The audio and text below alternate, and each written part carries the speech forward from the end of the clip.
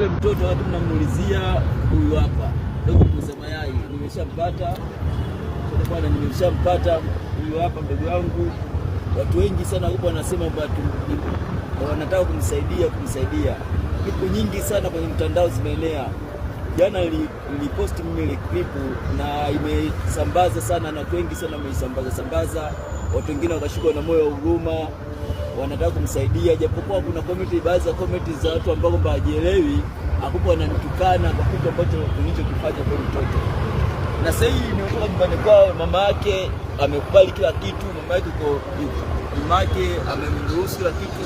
Mwanae hadi wakina Miladi haya sio kina nani Malio sio kuna hivyo, wanataka kumtafuta udogo afanyaje amsaidie. Sasa bwana, na dogo hapa nipo naye, na nitaweka hapo namba ya simu, ili kwa na shida naye atafute mimi hapa, kisha mimi hapa nitaweza kumwongelesha na dogo. Kutokana na wazazi wake simu hawana. Sasa bwana, nitaweka namba ya simu, dogo sema nimeenda nyumbani kwetu kapoje na mpango.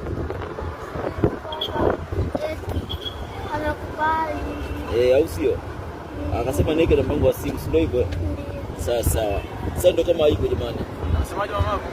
Jamani ndo kama hivyo, ina maana sasa hivi tipo hapo nitaiposti na nitaweka na mpango wa simu. Kama kuna mtu anaoshikwa sana amsaidie. Sawa. Mahojiano kamili basi nitafuteni mimi hapa, dogo tutamruhusa. Huyu hapo dogo. Pambanaje unasema haya hapo, kama unavyomuona dogo mwenye imani, mwenye upendo, kila kitu. Imeisha.